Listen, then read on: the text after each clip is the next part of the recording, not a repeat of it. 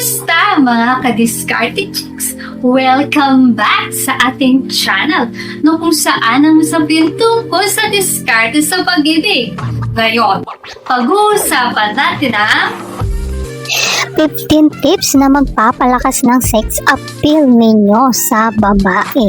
Kung gusto nyong umangat sa mga nandiligaw sa type mong chika babes, dapat tingnan mo ang lahat ng anggulo kung saan pwede ka pang mag-improve. At dito sa video na ito ay pag-uusapan natin ng 15 tips na dapat nyong isuot para mas lalo kayong maging attractive at sexy sa aming mga babae. Tara na't simulan na natin.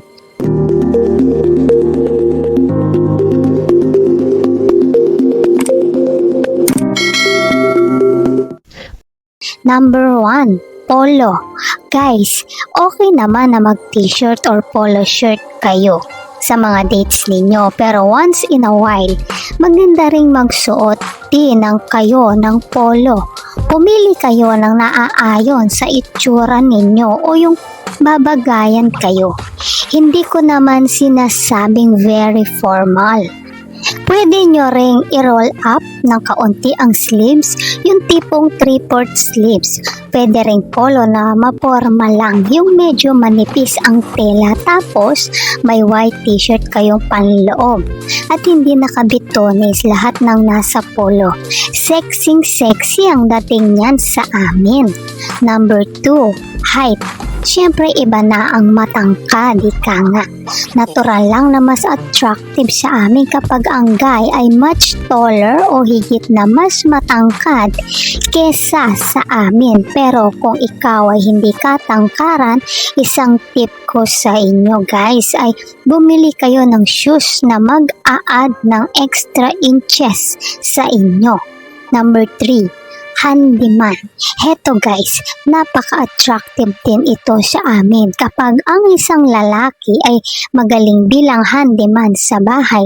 Sa larangan ng repairs, kapag nakikita namin pinapawisan kayo sa pagtatrabaho ninyo, kapag nagpipintura o nagtutubero o electrician kayo, may dating nakakaiba sa amin kesa sa mga guys na walang alam sa pagiging handyman. So, advice ko sa inyo ay mas magaling kung may at least isang skills man lang kayo, mga kaniskarte chicks.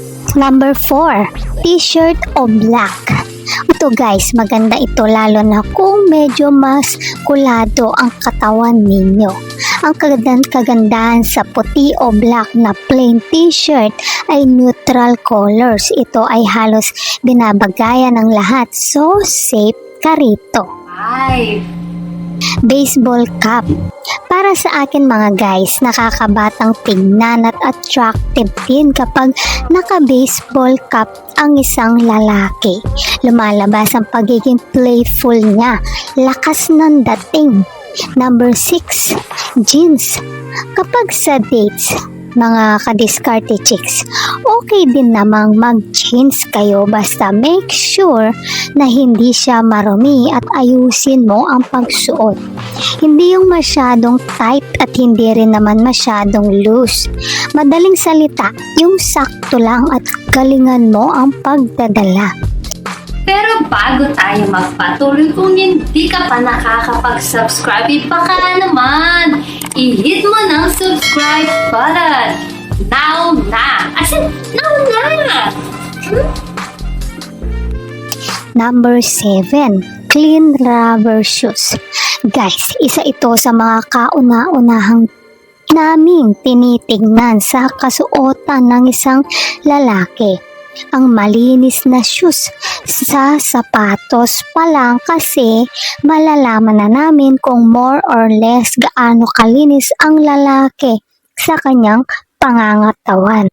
Attractive sa amin ang puting rubber shoes. Yung plain lang sana basta malinis. So, huwag nyong baliwalain ito mga guys. Magsuot kayo ng malinis na sapatos at medyas.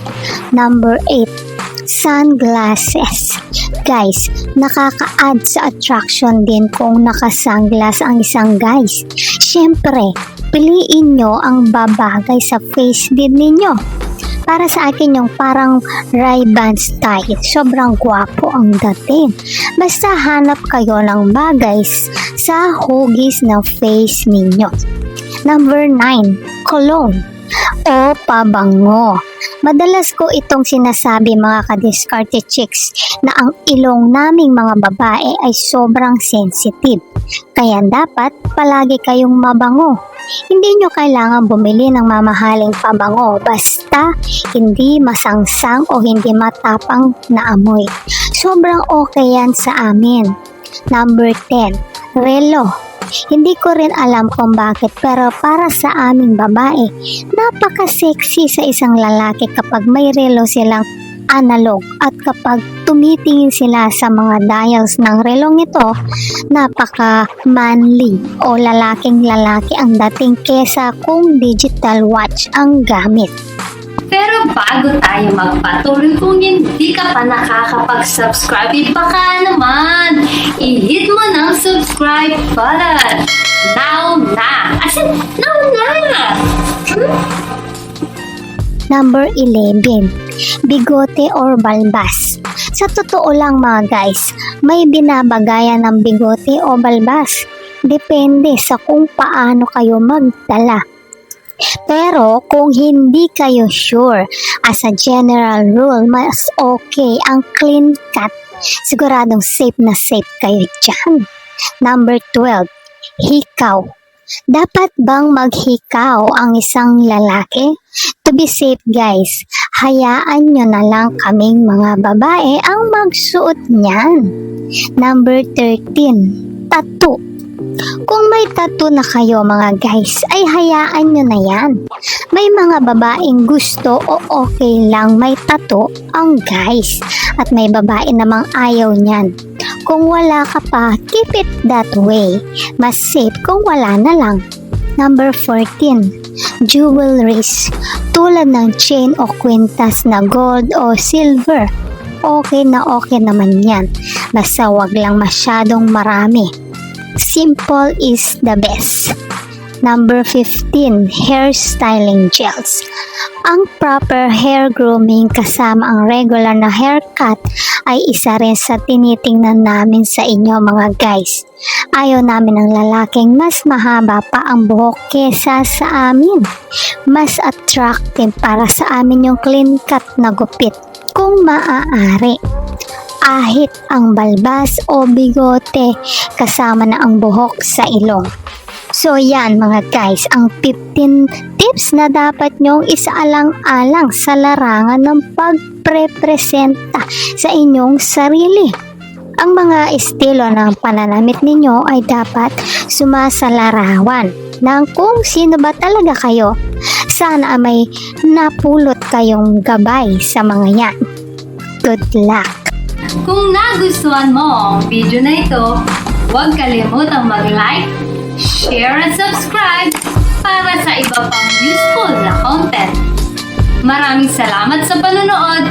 Hanggang sa susunod na video, ingat kayo palagi. Let's spread love.